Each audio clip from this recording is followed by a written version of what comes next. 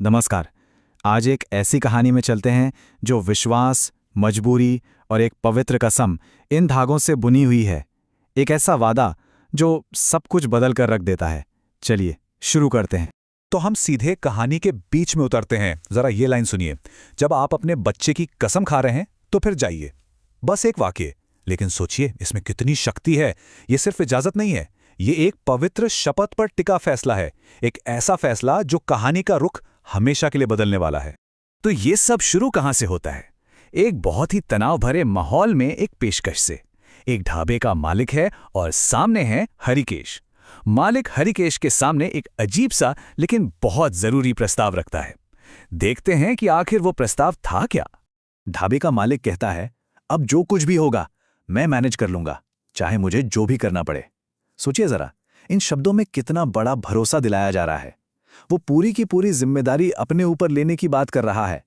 किसी फंसे हुए इंसान के लिए तो ये शब्द मानो जिंदगी देने जैसे हैं। और फिर वो वहां से निकलने का पूरा प्लान बताता है। अपनी मोटरसाइकिल की चाबी मुझे दीजिए और ढाबे के पीछे खड़े हो जाएं, वहीं दूसरी तरफ की सड़क से निकल जाएं। ये कोई ऐसी वैसी सलाह नहीं है, ये एक सोची समझी एकदम सटीक योजना है। हर एक स्टेप पहले से तय है। और अपनी बात वो खत्म करता है इस रहस्यमयी चेतावनी के साथ, इधर बहुत बवाल है। अब कैसा बवाल, क्या खतरा है, कुछ नहीं बताया गया। और यही चीज इसे और भी ज्यादा डरावना बना देती है। हरिकेश को फैसला लेना है और तुरंत लेना है। तो अब कहानी आगे बढ़ती है। अब वो पड़ाव आता है जहां उस कसम पर भरोसा करके एक कदम उठाया जाता है। ये वो पल है जहां बिना कुछ कहे भरोसे का लेन देन होता है। और फिर वही होता है जो उस भरोसे की बुनियाद पर टिका था। हरिकेश चाबी दे देता है और पीछे चला जाता है। ढाबे वाला मोटरसाइकिल लेकर आ जाता है। कोई सवाल नहीं, कोई शक नहीं। हरिकेश ने पूरी तरह से उस आदमी पर यकीन कर लिया है। क्यों? सिर्फ इसलिए क्योंकि उसने बच्चे की कसम को मान लिया था। अब आते हैं हरिकेश के आखिरी शब्दों पर।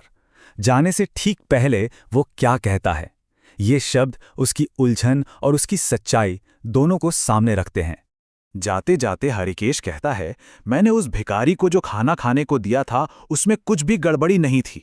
मुझे मेरे बच्चे की कसम है, मगर फिर भी फंस गया मैं। इस एक लाइन में उसकी बेगुनाही की दलील भी है और एक गहरा कन्फ्यूजन भी साफ साफ दिखता है। वो फंसा हुआ महसूस कर रहा है, पर उसे समझ ही नहीं आ रहा कि आखिर क्यों। तो यहां सवाल ये उठता है कि इस फंसने का असली मतलब क्या है? क्या ये सिर्फ एक गलतफहमी है या फिर कोई सोची समझी साजिश? इस सवाल को याद रखिएगा, क्योंकि इसका जवाब सब कुछ बदल कर रख देगा। अब कहानी का रुख पूरी तरह से पलटने वाला है।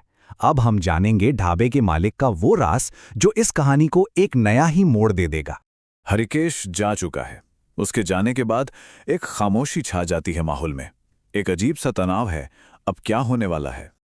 और फिर उस खामोशी को तोड़ते हुए ढाबे वाला धीरे से बुदबुदाता है, मैं जानता हूं साहब कि आपने भिखारी को जो खाना दिया था उसमें कुछ गड़बड़ नहीं था।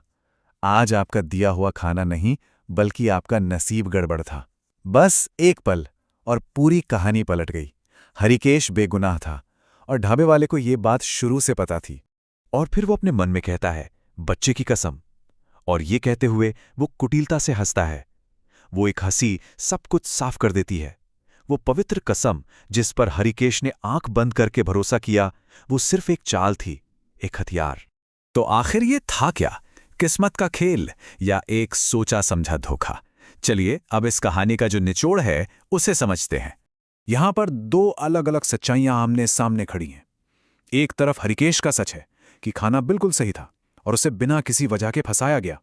और दूसरी तरफ है ढाबे वाले का सच कि हरिकेश की किस्मत खराब थी और बच्चे की कसम तो बस एक मौका था जिसका उसने फायदा उठा लिया। असलियत और धोखे के बीच की ये जो लड़ाई है ना, यही इस कहानी की जान है। और आखिर में ये कहानी हमारे सामने एक बहुत बड़ा सवाल छोड़ जाती है। एक पवित्र कसम ये विश्वास का प्रतीक है या धोखे का एक हथियार?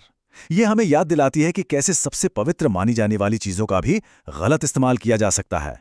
और ये हमें भरोसे के असली मतलब पर ही सवाल उठाने के लिए मजबूर कर देती है।